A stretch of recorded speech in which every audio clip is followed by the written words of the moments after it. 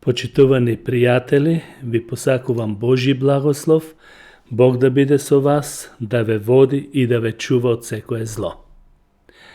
За денеска би сакал да ја разгледаме темата за Библијата. Оваа тема сум ја зборувал во аудио, а сега и во видео.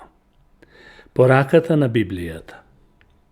Библијата како книга ја открива вистината за Бог.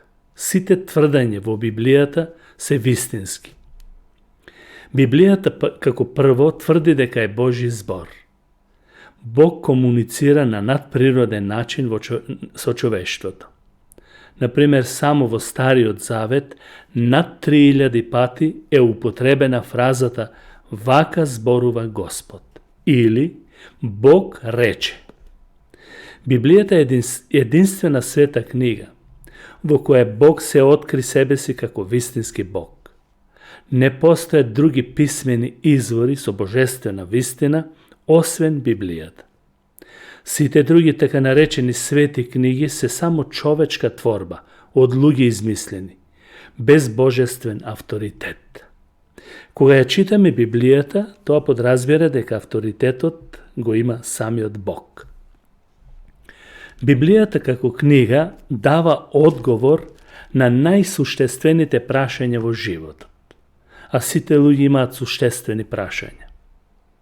Од каде сум? Зошто постојам? Каде ќе бидам? Ни сите векови во историјата луѓето секогаш се свртувале кон Библијата за основните прашања на животот. Во Македонија е малку поинаку. Луѓето ретко размислуваат за оваа книга. Треба да се размислува од каде сме, зошто постоиме, што ќе се случи со нас кога ќе умреме. Писмото или Библијата објаснува дека Бог како личност го создал овој свет совршен во секој поглед. Меѓутоа, во него влезе гревот и го расипа Божиот совршен план. Но таа го открива и Божиот план за спасение. Тие се најдлабоки прашања што му се важни на секој човек, на мене, на тебе, на сите луѓе, без разлика во каква религија живеат. Како трето, Библијата ја открива Божјата природа. Таа го открива карактерот на Бог, каков е Бог. Ако сакате да знаете каков е Бог, треба да ја читате Библијата. Поинаку нема да знаете ништо за неа. Бог е создател на целата вселена, на човештвото и на сиот животински и растителен свет. Библијата открива дека тој е всушност љубов, праведен Бог, свет Бог, сегде присутен, вечен, се знае или се знаечки и ред други работи. Библијата ни покажува како да стигнеме до тој Бог кој е праведен и љубов.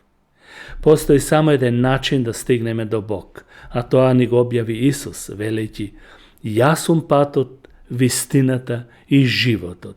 Никој не доаѓа при татко ми освен преку мене."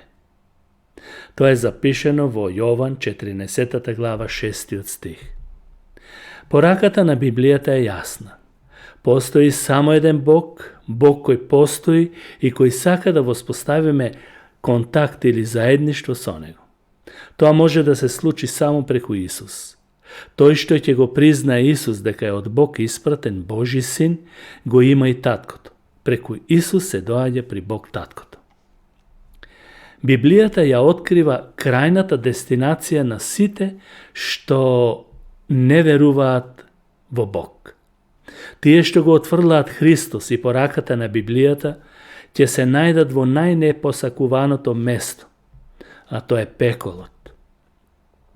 Кога ќе кажеме пекол, мнозина не веруваат во пекол.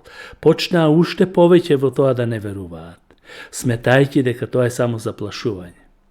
Меѓутоа, Исус зборуваше за пекол. Исус зборуваше за сулфурно езеро.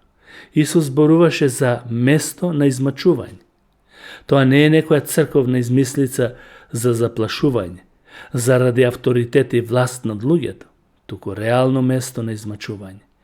Павле вели: "Во пламенен оган за да даде одмазда на оние кои не го познаваат Бог и кои не му се послушни на Евангелието на нашиот Господ Исус Христос, кои ќе бидат казнети со вечна пропаст, далеко од лицето на Господ и од славата на неговата сила.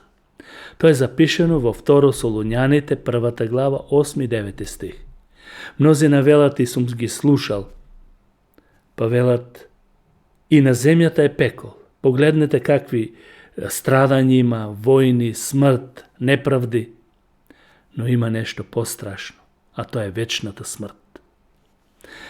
Павле во Филипјаните 2 глава 9 и 11 стих вели дека секое колено и јазик ќе се поклони пред Исус за слава на Бог Таткото. Со еден збор Библијата открива дека по смртта постои суд за оние што ќе отфрлаат низината порака. Библијата има цел и историја. Таа не е серија со неповрзани настани. Таа ги покажува сите настани кои имаат една цел. Во Библијата има почеток со ветувања и крај со исполнување. Го опишува развојот на цивилизациите, го опишува светот и неговото совршенство и завршува со нов свет, небесен, каде што ќе нема грев, каде што ќе нема пандемии, каде што ќе нема политика, каде што ќе нема војни, каде што ќе нема смрт. Тоа е место наречено Божјо царство. Го опишува создавањето на светот и неговиот крај. Да, сето тоа е запишено во Библијата. Библијата е основа за науката. Некои можеби тоа нема да го земат предвид, сметајќи дека Библијата не е научна книга, но таа е застарена. Но треба да се знае дека таа книга, Библијата, непогрешливо зборува за темелите на науката. Многу нешта однапред се кажани во неа, иако науката не била развиена. Библијата има стандард на правилно и погрешно. Многу нешто од нашите современи концепти на законот се базираат токму на Библијата. Таа ги има поставено сите стандарди на добро и на лошо однесување. Многу сегашни закони во различни земји низ светот се вразосува на библискиот морал. И Библијата ни кажува како да живееме успешно. Таа ги опфаќа сите области на човековото однесување. Ова ги вклучува односите помеѓу мажите и жените во бракот, родителите, децата, работодавците, и вработените, и пријателите, и непријателите. Етиката и моралот се секојаш поврзани со верувањето во постоењето на Бог. Како резултат на таквата вера, се создава силен мотив на послушност и одржување на се што е добро, на се што е доблесно и честно. И Библијата дава одговори на потребите на човекот. Христијаните се зависни од ветувањата на Библијата дека Бог ќе ги задоволи или удоволи нивните секојдневни потреби. Апостол Павле вели: а мојот Бог ќе ја исполни славно секоја ваша потреба, според своето богатство во Исус Христос. Филипјаните 4:9. Во книгата на евреите се зборува за Божјата грижа во секој период од животот. Тој вели: јас никогаш нема да те напуштам, ниту ќе те оставам. Евреите 13 глава. Библијата не зборува само за некои општи нешта, туку дава и практична помош на поединецот и на секој што бара помош од Бог, лично нему. И Библијата ветува дека ќе им даде благослов на сите кои ја почитуваат и ја сакаат. Бог на сите генерации ги учи да ја земат и да ја читаат. Во книгата на Исус Навин е запишено: книжниот свиток на законот нека биде на твојата уста. Размислувај за него дење и ноќ, за да пазиш верно се што е напишано во него. Само тогаш ќе бидеш среќен и ќе успееш во своите потвати. Исус Навин, 1 глава, 8 стих. Тие што размислуваат за Божиот збор и што имаат стравопочит од напишаното, Бог им даде благослов. Потоа вели: па мојата рака го направи сето тоа.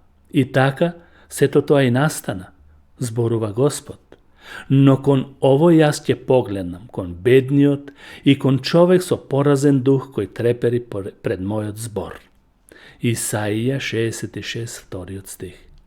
А во првиот псалм, прва глава, први и вториот стих, ја истакнува важност од читањето. Таму се вели: блажен е човекот кој не оди по советот на нечесните и не стои на патот на грешниците и не седи во седиштето на подсмевачите, туку волјата му е во Господовиот закон и за неговиот закон размислува дење и ноќе.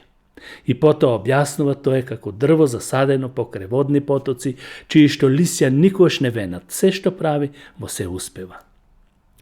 Библијата е напишана со цел да создаде вера во Бог, вера во Божиот син Исус и во тоа име Исус секој да добие вечен живот. Апостол Јован вели: а ова е запишано да верувате дека Исус е Божи помазаник или Христос, Божи син, и верувајќи да имате вечен живот во неговото име. Библијата е комуникација на човештвото со Бог или лично на човекот со Бог. Бог најде за сходно да разговара со нас само на тој начин. Бог како создател на сите луѓе сака да воспостави врска со секоја личност, со тебе и со мене. Библијата не е само книга, туку повеќе од книга.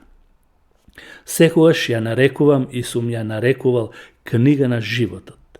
Таа јасно тврди дека е Божи збор кој го менува човечкиот живот од корен, не го поправа, туку го создава како нов живот, како ново создание. Таа ги дава одговорите на сите основни прашања што му се потребни на секој човек. Библија, света книга. Читај ја за да бидеш радосен, среќен и на крајот по смртта да имаш вечен живот.